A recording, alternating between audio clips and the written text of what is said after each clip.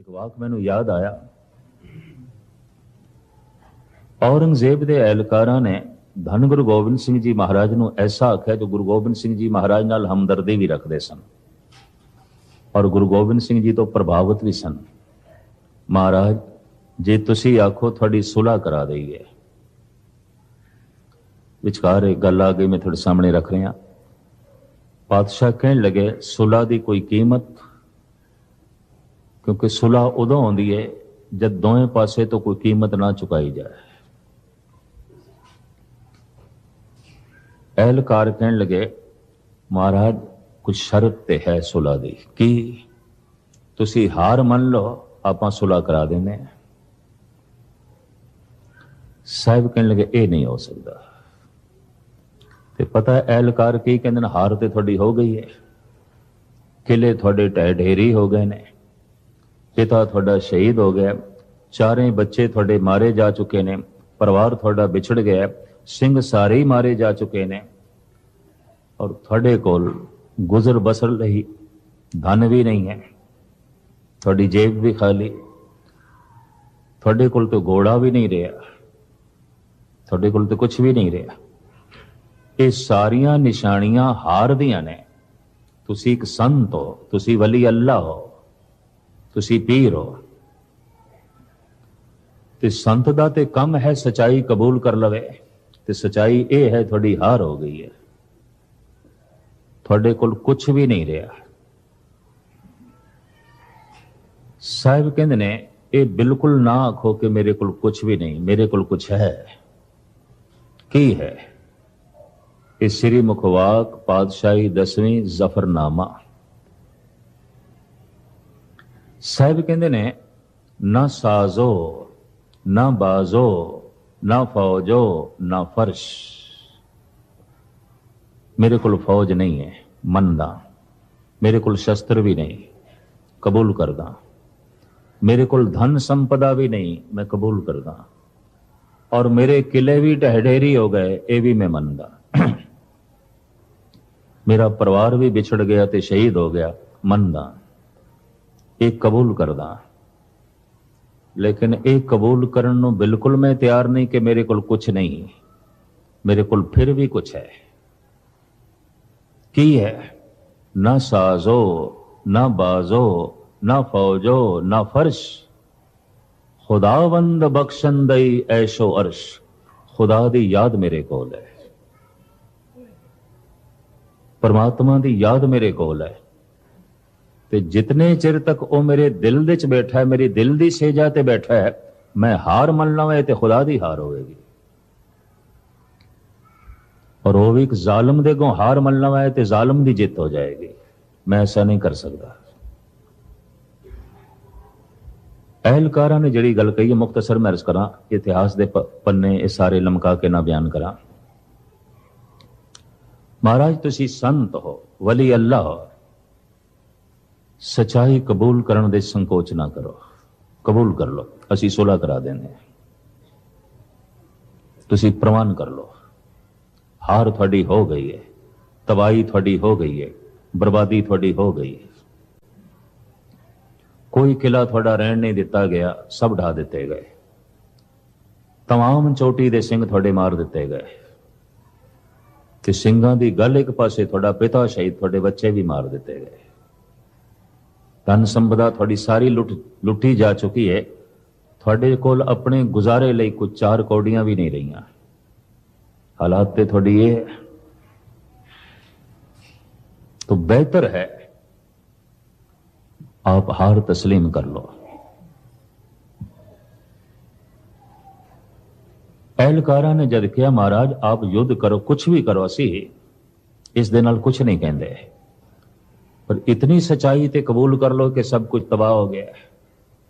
जब हो गया तो फिर तुसी संत हो ते इतनी वड्डी सच्चाई नू कबूल करन तो इनकार। साहिब कबूल देने बड़ा निराला ढंग। संग बदगो गर अगर कासा है जरी शिकंद। मैं उस दिन भी अर्ज की सी, गुरु गोबिंद सिंह जी महाराज की जितनी रचना है बिखम है, संस्कृत अरबी फारसी का संगम है, मिश्रण है। और ये तीन ही भाषावां बिखड़ियां ने, संस्कृत, अरबी और पर्शियन। औरंगजेब अरबी फारसी समझदा सी, इस वास्ते जफरनामा सारा पर्शियन दे च है। संगे बदगो गर अगर कासाए जरी शिकंद। अगर बद कलाम बंदा, दुष्ट बंदा पत्थर चुक के सोने दे कासे नूं तोड़न दी कोशिश करे, महाराज कहंदे मैं मनदा सोने दा प्याला टुट जाएगा, पत्थर नहीं टुटेगा। मैं मनदा, मैं ये तस्लीम करदा। संगे बदगो गर अगर कासाए जरी शिकंद। कीमत संग ने फजायद वजर कम नशूद। लेकिन ए औरंगजेब ते उसदे एहलकारो एक गल सुन लो, ये ते मैं तस्लीम करदा कि भारी भरकम पत्थर चुक के सोने दे प्याले नूं तोड़न दी कोशिश की गई तो प्याला टूट जाएगा। मैं मनदा, पत्थर नहीं टूटेगा। पर टूट के भी सोने की कीमत कोई घटनी नहीं और न टूट के भी पत्थर की कीमत कोई वधनी नहीं। टूट के भी मेरे बच्चे शहीद कहलाएंगे, न टूट के भी तू जालिम कहलाएगा। टूट के भी मेरे पिता नूं शहीद कहेंगे, न टूट के भी तू जालिम बनिया रहेगा। तेरी कीमत कोई वधनी नहीं, साडी कीमत कोई घटनी नहीं। उदाहरण बड़ा गजब का दिता है मेरे पातशाह ने, प्रमाण बड़ा गजब का दिता है कि जब एहलकार कहन लगे फकीर हो तुसी, फकीरां दा एक काम शोभा नहीं देंदा शस्त्र चुकने। अवल ते भारत दे तमाम अवतारी पुरुष शस्त्रधारी ने। धनुषबाण है राम कोल, सुदर्शन चक्कर है श्री कृष्ण कोल, त्रिशूल शिवजी दे कोल है, गधा विष्णु दे कोल है, गधा हनुमान दे कोल है, परशुराम दे कोल कल्हाड़ा है। ये सारे अवतारी पुरुष अपने हाथ दे कोई ना कोई शस्त्र लई बैठे ने और पूजा उन्होंने दी। और उन्होंने अपने राजपाठ की खातर शस्त्र चुके सन।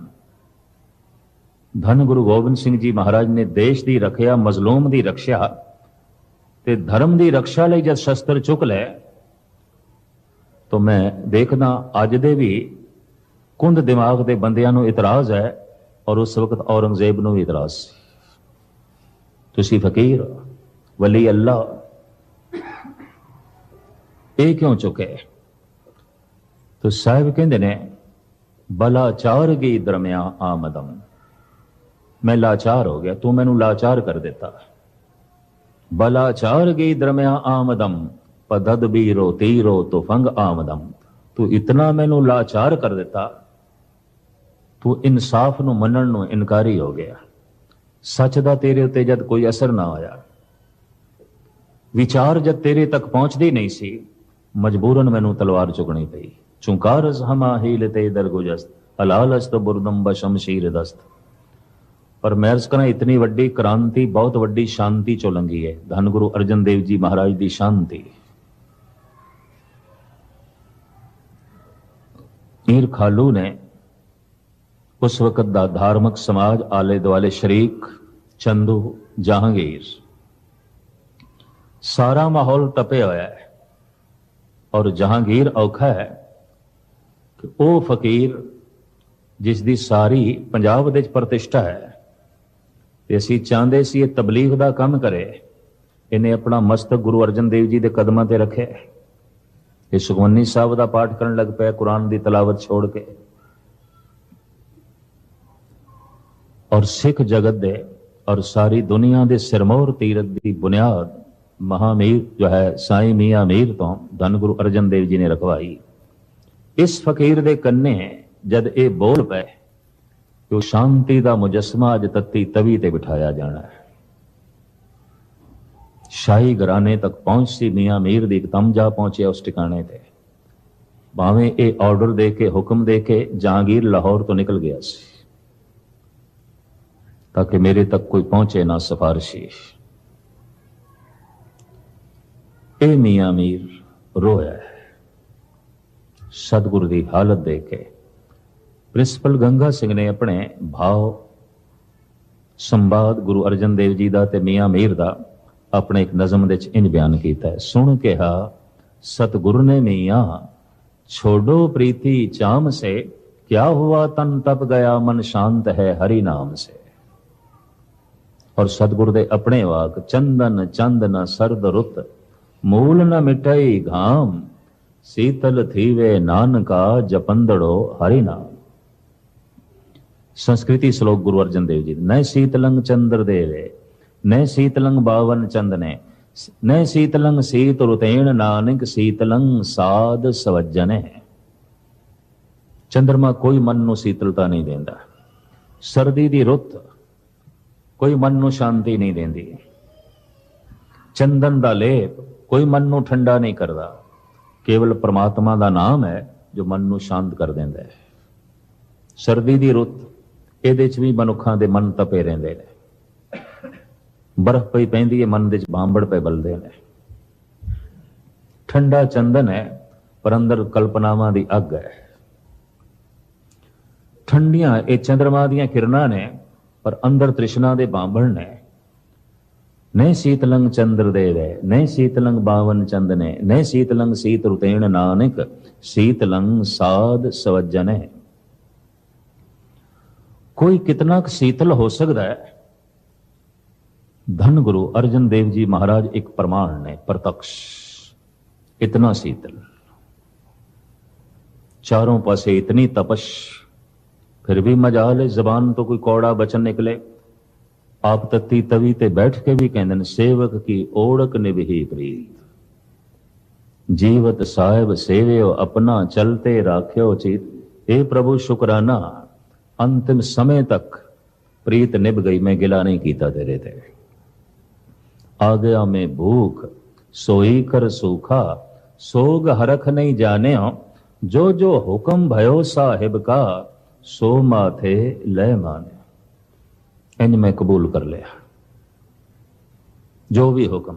तो मैं अक्सर अर्ज करता हूं ना, हुक्म की है, वास्तव हुक्म की है।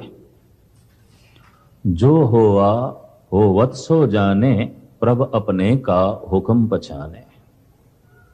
परमात्मा का हुक्म की है जिसनों मनना है। जो हो गया ये हुक्म है। जो होवा हो वत्सो जाने, जो हो गया है उन्होंने होनहार करके जाने होना ही सी। ये दिन होया है होना ही सी, हुक्म। रात होई है ये होनी सी, एक हुक्म। जन्म होया है होना ही सी, एक हुक्म। मरण होया है होना ही सी, हुक्म। जवानी आई है ये आवनी सी, एक हुक्म प्रभु दा हुक्म। पर वृद्धावस्था आई है ते आवनी सी, एक हुक्म। नफा होया है होना ही सी, एक हुक्म। पर नुकसान होया है होना ही सी, एक हुक्म। कर्मां दी खेड और परमात्मा दा विधान, उसका हुक्म उस दिते। इज्जत मिली है मिलनी सी, एक हुक्म। बेइज्जती हो गई है होनी सी, एक हुक्म। जो होवा हो वत सो जाने, जो हो गया है उन्होंने समझ ले होना ही सी। जो होवा हो वत सो जाने, प्रभ अपने का हुक्म पछाने। अपने परमात्मा का हुक्म पछाने, समझे ते मने। हुक्म की है जो हो गया होना ही सी। दुनिया क्यों रो रही है? जो हो गया नहीं होना चाहिए सी, क्यों होया है? वो तो होना सी। इतनी महर्ज कर दें। जो होआ हो वत्सो जाने, किस तरह जैसे समझोगे कि उसका हुक्म की है, क्योंकि हुक्म रजाई चलना नानक लिखिया नाल। जो हो गया है होना ही सी, यही प्रभु की रजा सी। निक्का जिहा कंडा लग जाए, मनुख कहते पता नहीं रब है कि नहीं। छोटी जिहा घटना घट जाए, मनुख गिलियां नाल भर जाता है। पर कोई तत्ती तवी ते बैठ के भुखा प्यासा भी ये कह सकता है, आ गया मैं भूख सोई कर सूखा, सोग हरख नहीं जाने, जो जो हुक्म भयो साहिब का, सो माथे ले माने। जो भी उसका हुक्म होया मैं उन्होंने खिड़े मथे मन लिया। ते हुक्म की हो जो हो गया हुक्म। मैं अर्ज करा, मनुख अद्धा हुक्म कबूल कर सकता, सारा नहीं। जन्म होया है, होना ही सी एक हुक्म कबूल, मरण होया ही होना सी एक हुक्म एक कबूल नहीं। जवानी आई है, आवनी सी एक हुक्म कबूल, बुढ़ेपा आया है, ये आवना ही सी एक हुक्म कबूल नहीं है। प्रमाण नहीं है, तस्लीम नहीं है। नफा होया है, होना ही सी एक हुक्म कबूल, पर नुकसान हो गया है, होना ही सी एक हुक्म एक कबूल नहीं है। ये प्रमाण नहीं है। और अद्धा हुक्म मनना, अद्धा ना मनना, समझ लो सारा ही नहीं मने। ये भी मैं अर्ज कर दिया, उन्हें हुक्म समझे ही नहीं। कहो नानक जिन हुक्म पछाता, प्रभ साहिब का तिन भेद जाता। कितना भी खप जा, जो कुछ हो गया है होना ही सी। पिछों कर्मां दी श्रृंखला, पिछों लंबा चौड़ा विधान, पर जो हो गया है इनू समझी होना ही सी। बस इसनू तस्लीम कर ले, इनू कबूल कर ले। मोटे उदाहरण फिर मैं दे दिया। जन्म होया है, होना ही सी एक हुक्म। मरण होया है, होना ही सी एक हुक्म। जवानी आई है, आवनी सी एक हुक्म। बुढ़ेपा आया है, आवना ही सी एक हुक्म। ते जे जन्म ते मरण, जवानी ते बुढ़ेपा सब कुछ हुक्म दे चाहे, तो पुरखा जो कुछ भी होया है सब हुक्म। जो होआ वो वत्सो जाने, प्रभ अपने का हुक्म पछाने। बड़ी लंबी चौड़ी व्याख्या है। हुक्म मनन दी मूर्ति वेखनी होवे तो इको ही नाम सामने आंदा, धन गुरु अर्जन देव जी।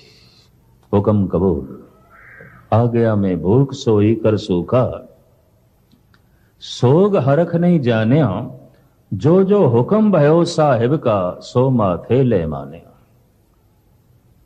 पर इस निर्माणता नो, इस सहनशीलता नो, इस शांति नो कोई बुजदिली ना समझ लवे, कोई कायरता ना समझ लवे, तो गुरु नानक दे 6वें रूप धन गुरु हरगोबिंद साहब जी महाराज ने क्रांति का रूप धारण कर लिया। तलवार चुक लेगी, इस शांति दे चों क्रांति निकली,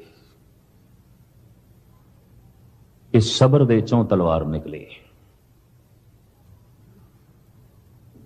इसनों इस तरह लईए। मैं अपनी घटना भी थानू सरवण करा दिया, सामने आ गई, मैं पिछे ना मोड़ा। मैं बंगला साहब, सीसगंज साहब लड़ीवार कथा चलती है गुरु ग्रंथ साहब जी महाराज की। पिछले साल ही दास भोग पा के आया है। गालबन सन 63 ਦੇ ਗੁਰੂ ਗ੍ਰੰਥ ਸਾਹਿਬ ਦੀ कथा आरंभ हुई सी, 92 समाप्त हुई, लगातार चलती रही। जिस दे सिर्फ जनवरी का महीना दास करता रहा, एक महीना, बाकी होर गुणी जन महापुरख कथा करते रहे। ये पिछले साल भोग पाया। श्लोकां ते जद बाणी आई गुरु तेग बहादुर साहब जी दे, रागमाला अगों सी, तो दास नूं बार बार दिल्ली दी संगतां ते प्रबंधक सजणा दे हुक्मनामे आए भी पहुंचो।